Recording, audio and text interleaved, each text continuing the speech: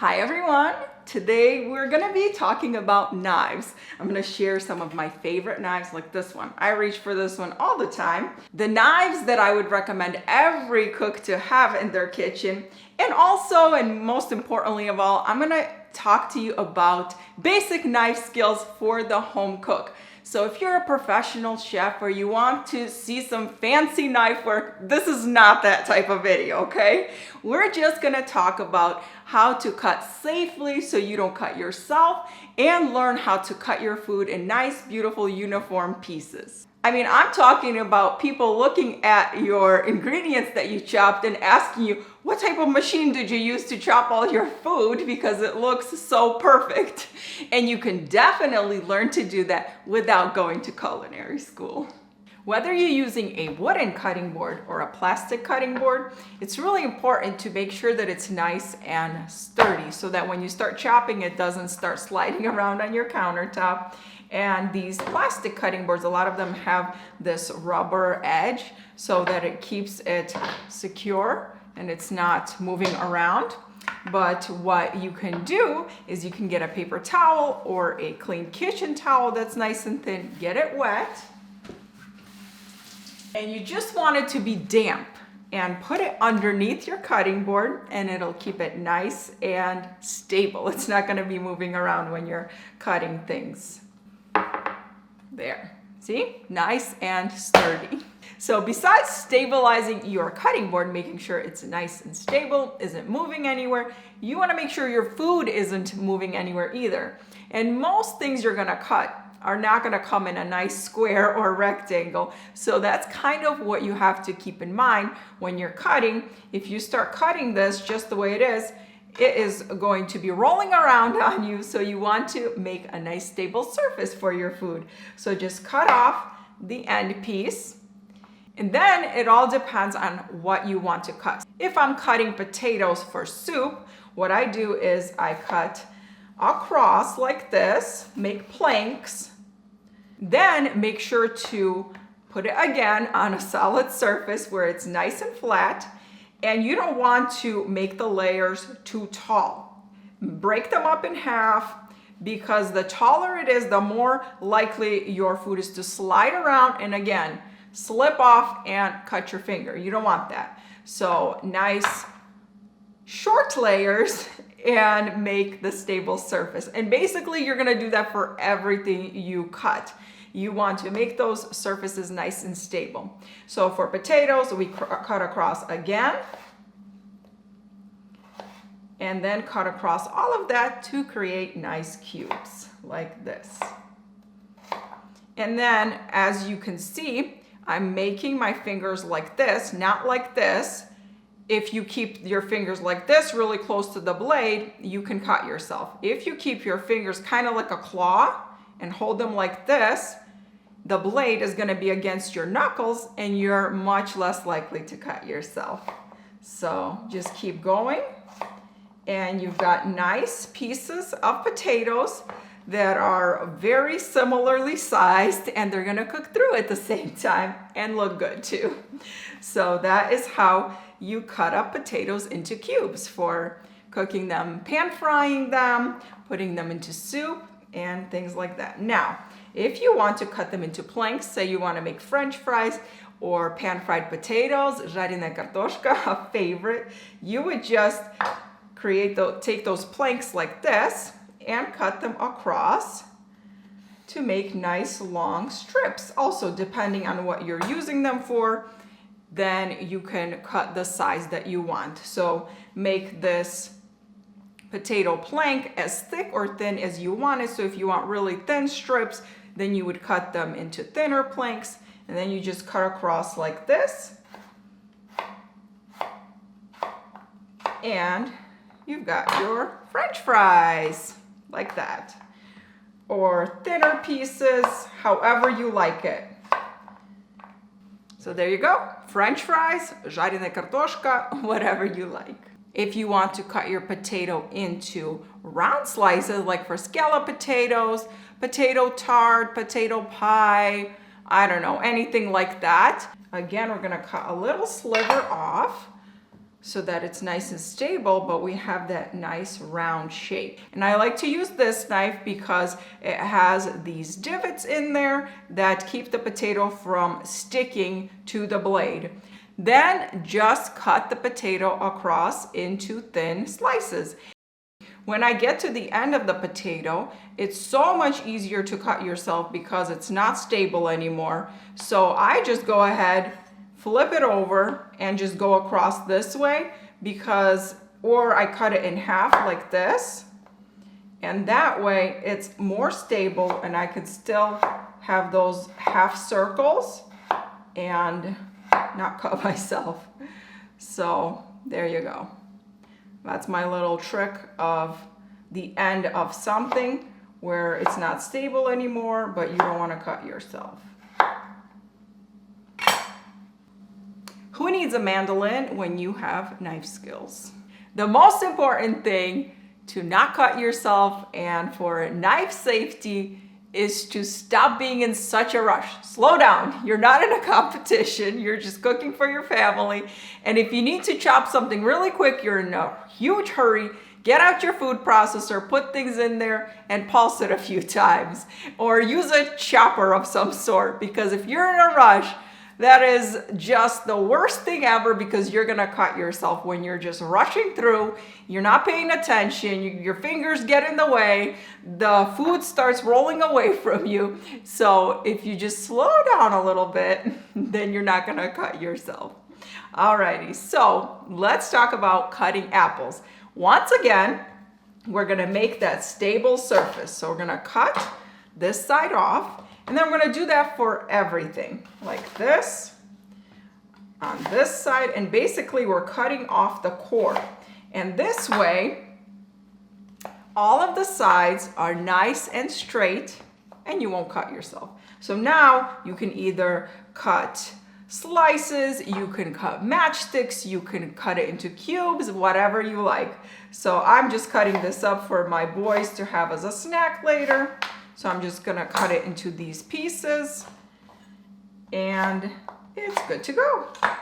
See that? Nothing is rolling around on the cutting board. It's nice and straight, and the pieces are very similar in size, so it looks really good too.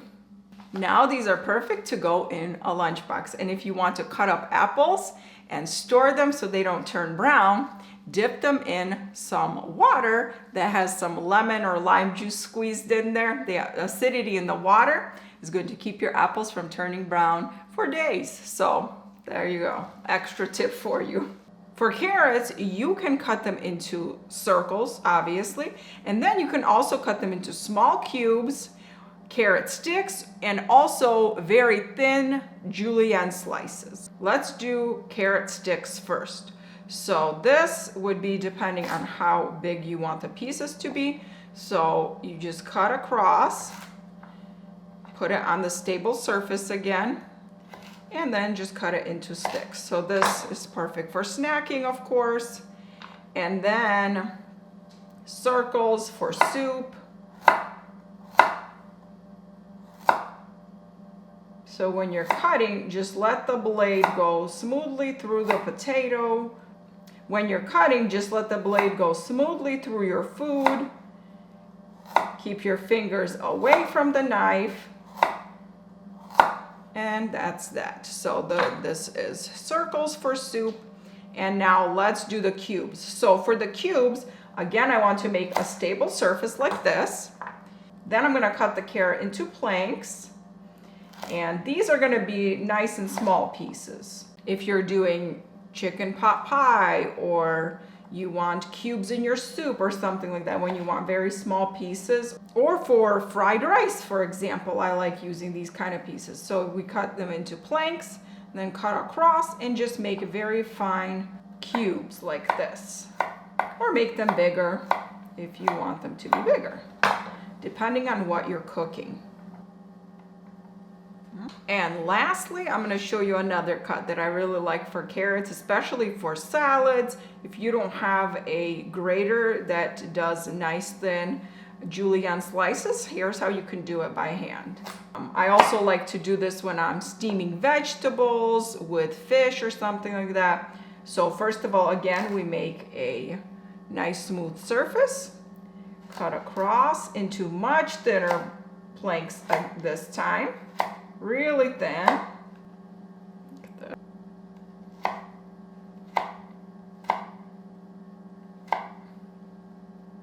There, you see how nice and thin these little tiny matchsticks are? These are awesome, and you can go thicker or thinner, however you like.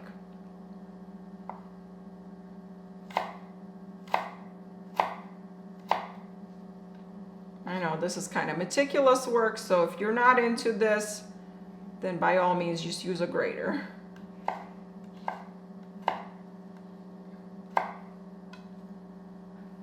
And see, this is the grater that I use for carrots a lot of times. Makes it nice and smooth and beautiful pieces, like thin matchstick pieces. And this is how you can do it by hand. Do it one more time.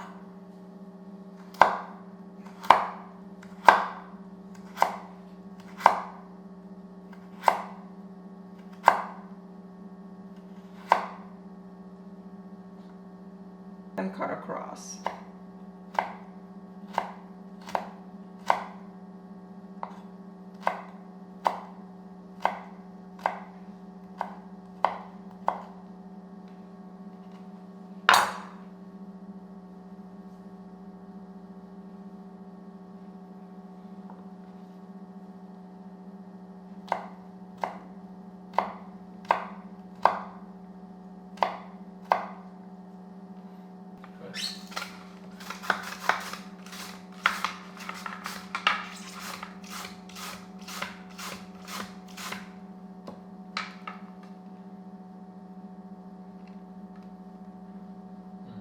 Good shot. Is that good? Yes. Okay. Now, tomatoes can be a little tricky to slice, especially if you don't have a nice sharp knife. So because tomatoes are nice and soft and they have a lot of juice on the inside, a lot of times if you use a knife that's not sharp, it's just going to squish the tomato and it's going to be destroyed and it's not going to look nice. So it's really good to use one of these serrated knives for tomatoes because the blades, they just get a nice grip on the outside of the tomato and then cut nice and smoothly through the surface, just like this. See? Just like that. Now your tomato is still in a whole piece. It's not all smushed and destroyed. But if you have a nice sharp knife, you can actually do this with the tomato as well. Watch this. Woo! Like butter through the tomato. I love using a nice sharp knife with a tomato. Look at that. It is perfect.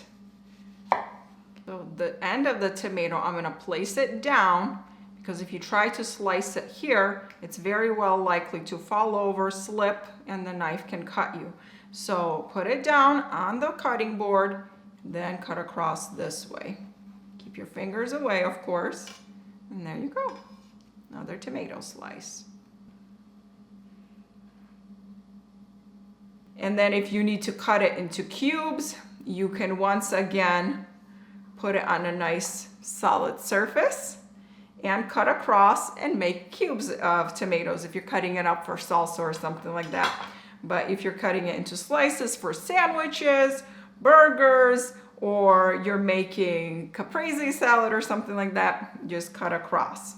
Now, if your knife is not nice and sharp like this, then I would recommend using a serrated blade. So that way, especially when you're cutting this piece right here, it can slip off of the tomato. So if you're using a serrated blade, then it goes through the surface of the tomato better. You see that? Or turn it over and cut on this side because it gets a much better grip. It's not as slippery on this side. And then cut across. So then I would do the same thing with bell peppers. turn them over, not on the shiny side, and then cut across like this, because it cuts through much better than if you're using the shinier side. And a paring knife is perfect for this job right here. If you want to remove the stem first, just like that. You can also do super thin slices of tomato. If you have a good sharp knife, then it makes slicing and cutting a breeze. You get nice thin slices. You don't completely demolish the tomato while you're at it. And it does such a beautiful job. When I'm cutting bell peppers, I like to cut off the top and the bottom and then use my knife to cut the center of it and open it up like a book, take out all of the inside and the ribs, and then slice across into the pieces that you need. Either mince it or cut it into slices. And if your knife isn't very sharp, then use a serrated blade so that the knife isn't slipping across the shiny surface of the bell pepper, or flip it over and cut it on the inside part, because your knife will not slip as much on the center of the bell pepper. I also like using the serrated knife for cutting bread. It grips the outer surface of the bread and slices right through. You get nice even slices. If you use a knife that is not sharp enough, then it's going to squash your bread and not give you nice even slices. I'm going to show you two different ways that I cut cabbage. So the first way is just by cutting it in half, because it'll be easier to work with. And then I put it down like this. And this surface is pretty stable, and you can just hold it like this, hold your knife and hold it at an angle and just start slicing thinly, just like this. Now, the way the cabbage grows, it already gives you the perfect slices if you just do this. So this is the way that I usually cut cabbage whenever I need it for coleslaw or soup or something like that. Just, you kind of like making thin slices and you just keep going. And this way you can get really nice thin pieces of cabbage with just using a knife and not even having to use a mandolin. And then the other way to cut cabbage is to take the cabbage leaves apart, stack them on top of each other, and you can cut it like that. So let me show you what I'm talking about. Cut off some of these cabbage leaves, the top ones. And then what's nice about this is that you can cut off this like thick piece right here. Remove that. And then I cut it in smaller pieces again. Okay. Once you have the cabbage leaves on top of each other like this, don't make this too tall, because the taller it is, the more likely it is to slip. And then just slice thinly across, just like that. And once again, you have really thin, beautiful slices of cabbage. Herbs are very delicate, so I like to use this 6-inch chef knife for it. If you're using a knife that's way too big, it's going to destroy the herbs and make them into a pulp. But also, you don't want to use a knife that's too small, like a paring knife, because it also is not going to go easily across the surface because the knife is too small. So this is the perfect one to use for herbs. I like storing my herbs in a paper towel like this. So I wash them ahead of time, put them in the paper towel. They're ready to be used at any time. And the best part is that they're nice and dry. They're just, the paper towel is slightly damp and the herbs are not sopping wet. So if you get them out of the bag, out of your refrigerator, wash them, they're going to be wet. And then when you start chopping them, they're gonna stick together. They're not gonna be nice and loose like this. Having them prepped this way actually makes chopping them a lot easier. So when I'm chopping cilantro or parsley, I just take them out like this. And then you just use like a rocking motion with your knife. I hold the knife like this, holding the top of the blade and the handle, of course. And then I use a rocking motion to just chop through, chop across, and then go over it multiple times depending on the size of the herbs that you want. And this way, do you see how easily they are chopping? They are not sticking together. It's nice and loose. And then just gently go through the herbs with your knife, and it just does a phenomenal job of chopping your herbs. Because the herbs are dry, they're nice and loose, they're easy to work with, they don't stick to each other and to the knife blade, so they're really easy to chop this way. And then just continue using this rocking motion back and forth over the herbs until you get it to be the size that you want. And now look at how easily it is to sprinkle over food. It's not one giant big lump. Sometimes you want to slice the herbs instead of finely mince them. For example, basil, mint, because if you start chopping basil, it's going to get black and it's going to not have a pretty color, and you want to have nice thin slices if you're doing it for pasta or for salad. Just get the basil leaves, place them on top of each other like this. You see how they're nice and perfectly aligned. And then you can just roll it up like this. Roll up the leaves.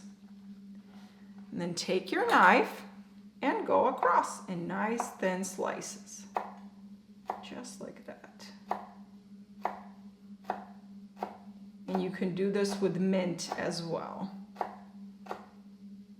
Just like that. And it keeps the basil pretty green, doesn't turn it black. And look at those pretty chiffonade pieces. Wouldn't that look beautiful over your pasta or a salad? When I'm cutting corn, I like to get out a rimmed baking sheet, put the cutting board inside, and that way when I'm cutting the corn off the cob, it's not flying all over the countertop, and the rimmed sides catch the corn and keep it all in one spot. I used to use a bundt pan in kind of a similar way. You set the bundt pan here, you put the corn over here in the center, and as you're cutting, the corn is falling off and right in here, and it catches your corn. The bundt pan is not as stable as having a cutting board with a rimmed baking sheet underneath, so sometimes either the bundt pan slips or the corn itself can slip off of the edge here. I think this method with the rimmed baking sheet works much better, and it's much safer as well. So before you begin, cut off the end of the cob. Now it's nice and stable, and then you can just go across and cut your corn off the cob. Like this, perfect, and go all the way around. And do you see how it's catching all of the corn kernels? Nothing is flying on my countertops. I love this tip. This is awesome. When you're working with meat, one of my favorite tips is to put it in the freezer for about 15 minutes before you start cutting it, especially if you want to get nice thin slices. So chicken, beef, pork, whatever, put it in the freezer and let it get a little bit colder, and then it's going to be so much easier to slice into even pieces and thinner pieces. And bacon as well. Bacon is so much easier to cut when it's partially frozen. Because of the fat that's in the bacon, it is so much harder to work with when it's not cold enough. So definitely so much easier to work with bacon when you partially freeze it. When I'm working with raw meat, onions or garlic, things that have a strong flavor, or raw meat, obviously, I like to use a plastic cutting board because then I can just stick it in the dishwasher. It disinfects it really well. And the onions just have such a strong odor that I just don't like using the wooden cutting board for that because it's forever gonna smell like onions. If you want to mince garlic without a garlic press, which by the way, I use that all the time, but if you don't want to do that, then this is the easiest way to peel garlic and then also to chop it finely. You put the garlic clove on the cutting board, then you take the knife, you put it parallel to the cutting board, and then you just give it a really good smack. And it's so easy to remove the garlic peel this way. And it's already smashed really well, so it's really easy to mince it really quickly. If you have to mince a lot of garlic, it's actually easier to smack a whole bunch of it at the same time and then chop it all at once rather than just one clove at a time. I mean, look at that. The paper skin just comes right off of it. And now just run your knife over in a rocking motion right over the garlic until you get the pieces to be the size that you want. It's kind of the same motion that you would use for herbs and whenever you need to mince something super finely like this. And look at this, just a few seconds and you've got nice minced garlic. The fragrance is something else. It smells so good. Look at that. Looks better than using a garlic press. I think chopping onions is one of the most challenging things to chop for most people. I'm going to show you a method that I learned many years ago when I was watching Elton Brown and his show Good Eats was still on Food Network. That was a long time ago. That was way before I was married that I was watching his show. So anyway, he showed this method and I've been using it ever since. So peel your onion and leave the root intact like this. See, it's cut off, but it's all together and it's gonna make cutting your onion easier. Then you cut the onion in half and place it cut side down on the cutting board. Again, stable surface. Do you see the theme? We're always looking for that stable surface. The way that the onion layers are inside the onion, it actually makes it perfect if you cut nice thin slices across. I'll show you how to do that. The way that a lot of people cut onions and the way I used to do it is to then, once you put it cut side down, to go across and cut parallel to the cutting board.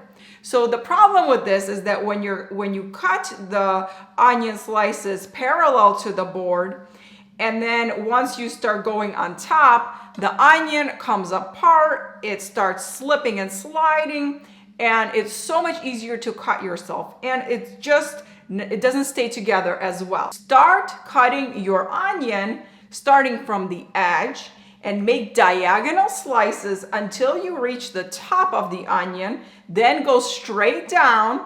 And then when you're going down the other side of the onion, make diagonal slices again. And then it's all staying intact. The root is holding it together and you can just cut across and you get beautiful uniform pieces and it's so much easier. It just stays together and is so easy to cut. An easy way to remember this is that you start cutting 9 o'clock on the clock and go all the way around until you get to 3 o'clock. And that is the easiest way to chop an onion perfectly. When you want to slice the onion, instead of dicing it, you can just cut across into half circles when you cut the onion in half. The onions turn out to be pretty half circles and that's great. But if you want the onion slices to hold their shape better when they're cooked, for example, if you're sauteing a red onion with bell peppers or something like that, or you're adding it to salad, I like cutting it from pole to pole. So let me show you what I mean by that. I cut off the ends of the onion and I remove the root end as well. Then I cut it in half, and then instead of cutting across into half circles, I cut across pole to pole, and you get, first of all, really pretty slices, and second of all, the onion holds its shape much better when it's cooked. So it doesn't fall apart as easily as when you cut it into half circles. For things like butternut squash or watermelon that are really hard to cut through, you definitely want to use a nice big knife like this. It'll make cutting through the hard rind much easier when you use a big knife. So what I like to do for butternut squash, I cut it right here, just like this. Woo! See, even with a nice sharp knife, it still takes a lot of heft to cut through. Cut off the end. And then what you can do is you can stand it up like this and use your knife and go all the way around the edges. You can do this with a watermelon as well and do it this way. You can also use a vegetable peeler and peel it off like this. And you're gonna have to do multiple layers because this part you don't want to be cooking. So just go around, peel it off, and then go over multiple times until you get to the nice orange part. So cut off all of the light orange parts and the green parts, and you want to get right to where the orange part is. So it's much faster with a knife, but if you don't have a really sharp knife, this is much safer to just use a vegetable peeler, and it's not that hard to do. Take your time, even with a vegetable peeler. Don't be in a rush, especially when doing something like this, because you can even cut yourself with a vegetable peeler if you're not careful. Yeah, perfect. So just go all the way around, and your butternut squash is ready to be chopped. It's perfect for roasting, to use in pasta, make soup, yum. And then having this nice big knife is also going to be really handy to cut through the really hard flesh of the butternut squash. So a good sharp knife is very important for when cutting something like this. Remember when I said that if you are in a hurry and you need to chop something really quick, to use some sort of chopping tool? Well, this is the one that I've been using. It has different attachments for different sizes of cutting. And this is really handy when you're in a rush, you need something chopped really quickly. I actually let my boys use this and they chop things up for me. So I'll be peeling potatoes or onions or carrots, and I slice the things into planks, give it to them, and they go at it. And they love using this thing. It's really fun. So the way it works is you put the size that you want. This is a really nice fine dice. You put it in here, and then you cut your vegetables into planks, or fruit, whatever you're using. Cut it into planks, put it on here, and then you push it through with the lid, and it's all collected in here. So it's a really great tool to have. And then you can use bigger slices like this. But to be honest, I don't really like using this unless I'm in a real pinch. I enjoy cutting. I think it's so relaxing. It gives me an opportunity to slow down. You know, the way God created us is for us to take breaks every once in a while and not to always be just rushing through life.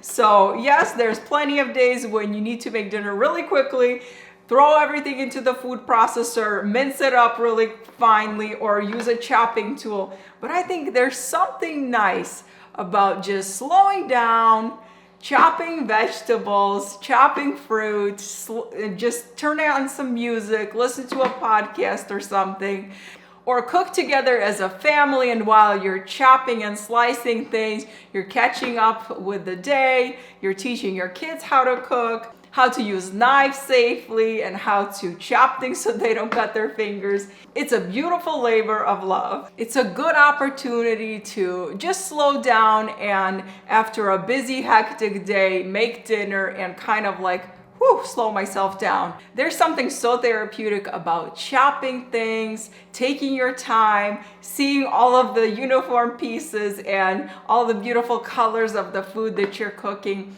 And it's wonderful. Once you do a lot of chopping and you practice those skills over and over again, it's gonna get so much easier, and you're gonna get through lots of chopping really quickly, and it's not gonna take you long at all. I hope this video gives you lots of confidence as a home cook when you hone in those knife skills. Stay safe while you're doing it, that your food looks beautiful and you're much more efficient, and get all that chopping done much faster. Thank you for watching.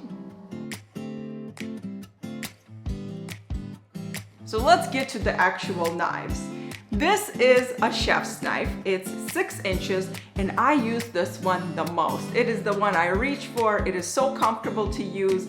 These are the knives that I think everybody should have. They're the basics, and if you just have these, you can cut everything you need for your cooking.